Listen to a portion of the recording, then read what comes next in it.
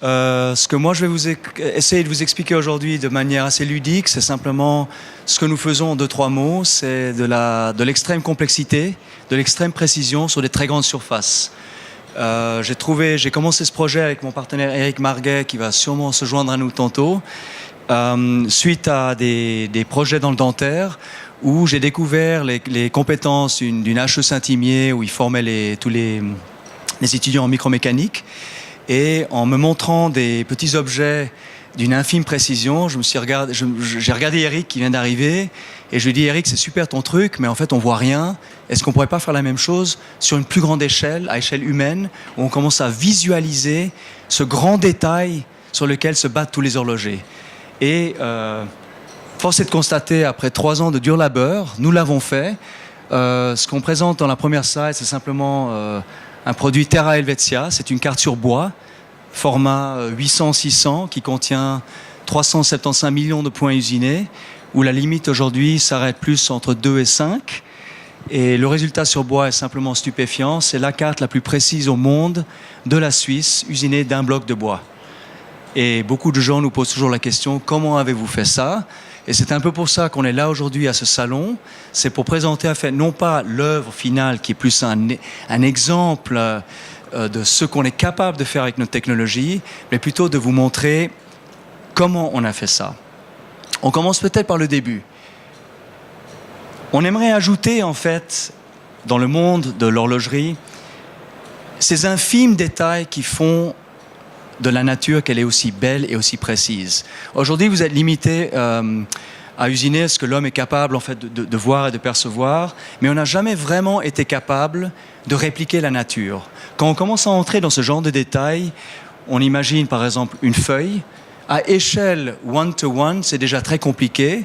Si vous vouliez travailler par exemple sur des échantillons de peau qui sont hautement complexes, on arrive aujourd'hui avec les techniques informatiques et mécaniques dont nous disposons, de peut-être travailler sur quelques millimètres carrés de surface. Et ça devient rapidement compliqué à cause de la quantité d'informations que ça génère. Donc en fait, dans l'horlogerie, aujourd'hui, ça c'est quelque chose d'assez classique pour les gens dans la salle. Je présume que vous venez tous un peu du monde de l'horlogerie. On parle d'environ 1000 mm².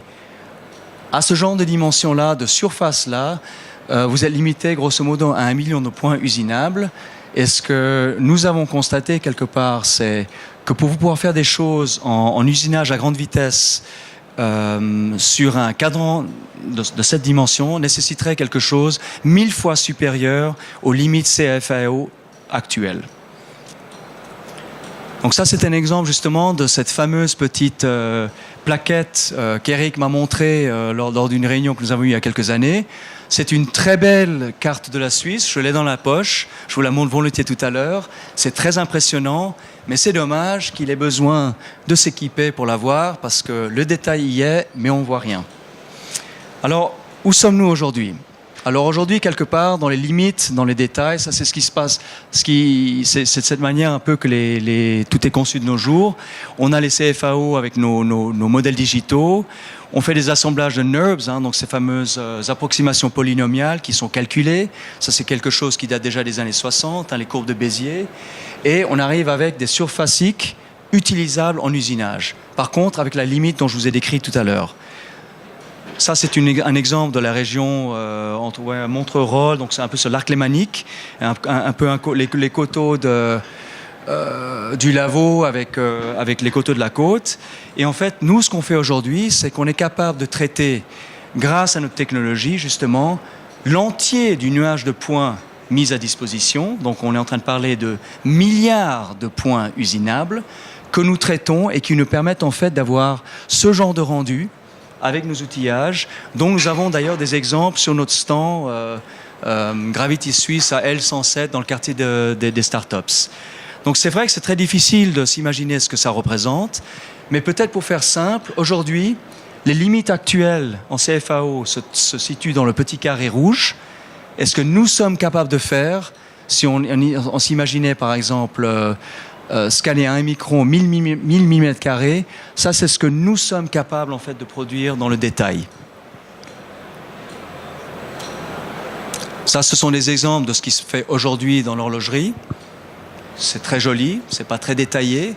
Parce que de nouveau, si on s'imagine qu'on fait de l'extrême précision sur les grandes surfaces, imaginez seulement par exemple une carte de la Suisse hautement plus compliquée que cette simple forme qu'on fait là, qui est certes très belle. Moi j'admire toutes les cartes, un peu passionné de mon côté, mais ce qu'on aimerait mettre en avant aujourd'hui, c'est qu'en fait on a une technologie qui nous permet justement de finalement réaliser des produits de très haute exception, d'infime précision, mais sur des grandes surfaces. Voilà. Merci pour votre écoute.